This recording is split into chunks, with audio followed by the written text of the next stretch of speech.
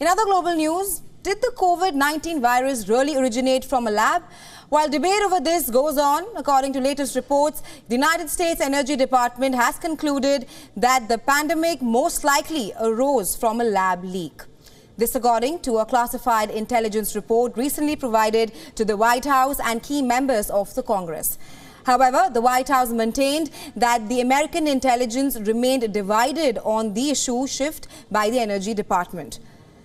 It was earlier undecided on the origin of the virus. It is noted in an update to a 2021 document by Director of National Intelligence Office. Sources also say that the new report highlights how different parts of the intelligence community have arrived at disparate judgments about the pandemic's origin.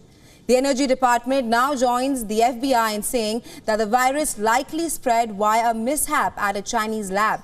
Four other agencies, along with the National Intelligence Panel, still think that it was likely that this is a result of a natural transmission. The Energy Department's conclusion is the result of new intelligence and is significant because it has considerable scientific expertise.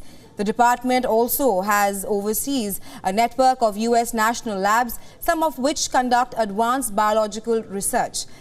The Energy Department spokesperson declined to comment on the report but said that the agency continues to support the thorough, careful and objective work of its intelligence professionals in probing the origins of COVID-19.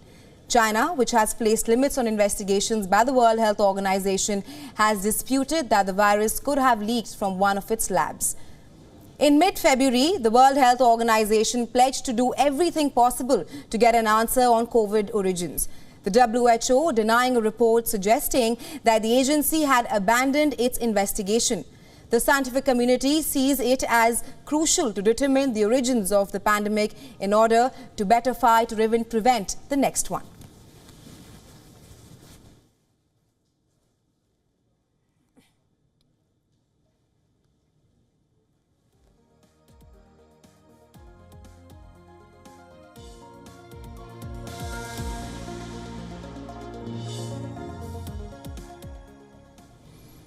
If you're watching us from the United States of America, then there's some news for you.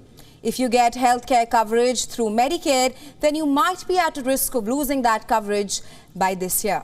According to Health and Human Services, at least 15 million Americans could lose access to their healthcare coverage as various states in America start checking everyone's eligibility for the first time in 3 years.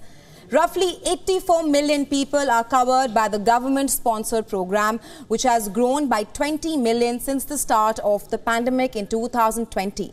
Now, at the beginning of the pandemic, the federal government prohibited states from removing people from the state-sponsored healthcare system, even if they are not eligible.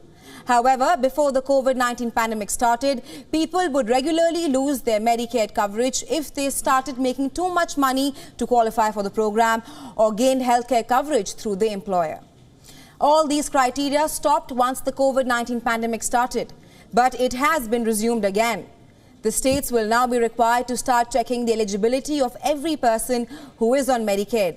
People will have to fill out forms to verify their personal information, including address, income, and even their household size.